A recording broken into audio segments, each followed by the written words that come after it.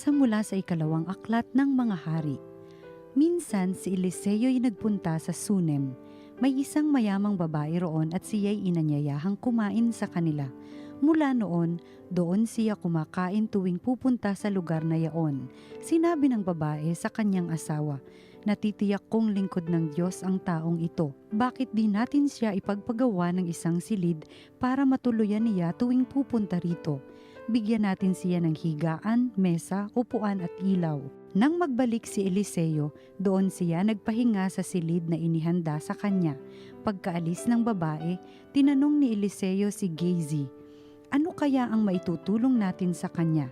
Sumagot si Gehazi, "Wala po siyang anak at matanda na ang asawa. Tawagin mo uli," utos ni Eliseo.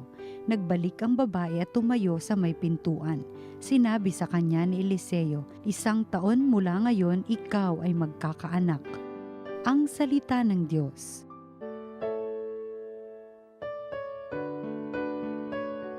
Pag-ibig mong walang maliw ay lagi kong sasambitin.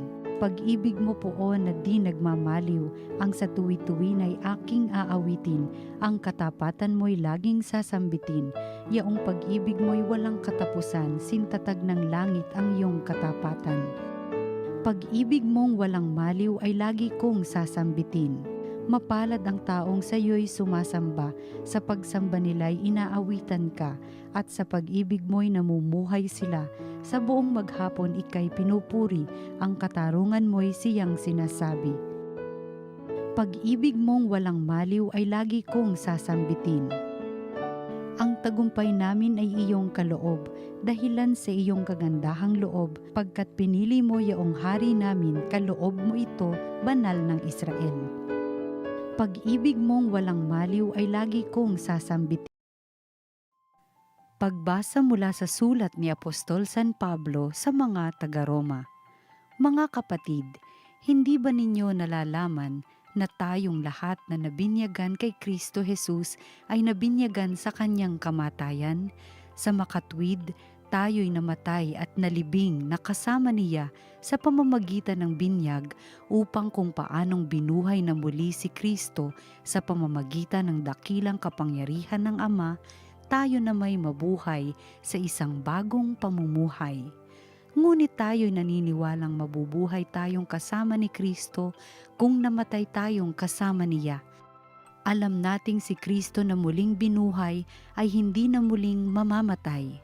Wala nang kapangyarihan sa kanya ang kamatayan nang siya'y mamatay. Namatay siya ng minsanan para sa kasalanan at ang buhay niya ngayoy para sa Diyos. Kaya dapat ninyong ibilang ang inyong sarili na patay na sa kasalanan, datapwat buhay naman para sa Diyos sa inyong pakikipag-isa kay Kristo Jesus. Ang salita ng Diyos. Salamat sa Diyos. Ang mabuting balita ng Panginoon ayon kay San Mateo. Noong panahong iyon, sinabi ni Jesus sa kanyang mga apostol, "Ang umiibig sa ama o sa ina ng higit sa akin ay hindi karapat-dapat sa akin. At ang umiibig sa anak na lalaki o babae na higit sa akin ay hindi karapat-dapat sa akin. Ang hindi nagpapasa ng kanyang krus at sumusunod sa akin ay hindi karapat-dapat sa akin. Ang nag-iingat ng kanyang buhay ay siyang mawawalan nito, at ang nawawalan ng kanyang buhay dahil sa akin ay magkakamit nito. Ang tumatanggap sa inyo ay tumatanggap sa akin, at ang tumatanggap sa akin ay tumatanggap sa nagsugo sa akin. Ang tumatanggap sa isang propeta dahil sa siya'y propeta ay tatanggap ng gantimpala ukol sa propeta. At ang tumatanggap sa isang taong matuwid dahil sa siya'y matuwid ay tatanggap ng gantimpalang nauukol sa taong matuwid. At sino mang magbigay ng kahit isang basong tubig na malamig sa isa sa maliliit na ito dahil sa ito'y alagad ko, tinitiyak ko sa inyong tatanggap siya ng gantimpala. Ang mabuting balita ng Panginoon. Pinupuri ka namin, Panginoong Hesukristo.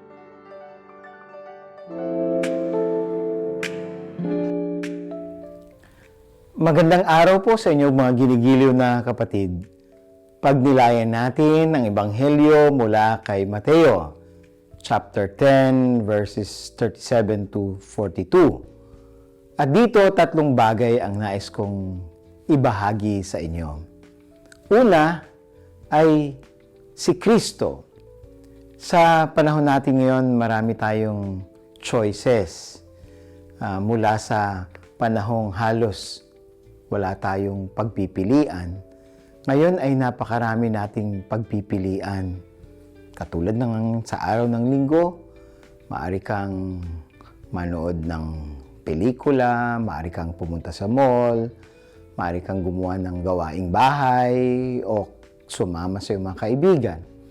Pero sa Ebanghelyo, tayo pinaalalahanan yung panahon nating tinatawag nating multiplicity, no, and plurality.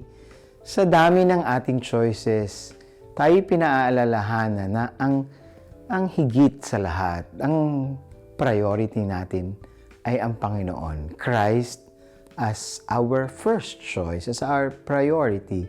Kaya nga sabi ni Jesus, ang sino mang hindi makapag-iiwan ng kanyang mag-anak ay hindi karapat dapat sa akin. So, Christ is our priority at ang araw ng linggo ay pagpapaalala sa atin na huwag tayong makalilimot sa Diyos, sa Ama, sa Anak at sa banal na Espiritu. At sana patuloy nating piliin ang Diyos. Hindi nito ibig sabihin na kakalimutan natin yung iba.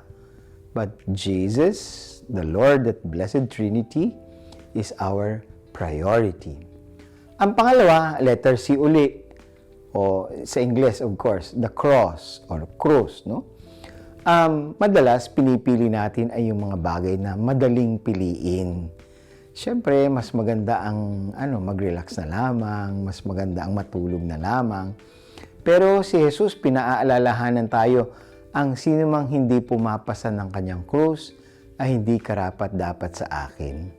Ang pagsunod sa kanya, ang pagsunod kay Jesus, nangangahulugang pagtanggap, pagyapos ang krus ng ating buhay.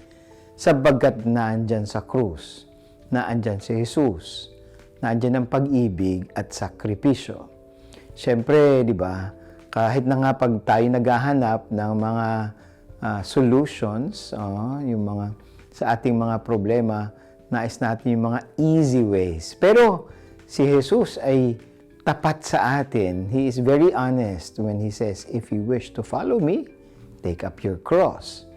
Kaya naman ito'y paalala sa atin at tayo humingi ng lakas ng loob na tanggapin ang krus ng buhay natin at marami yan.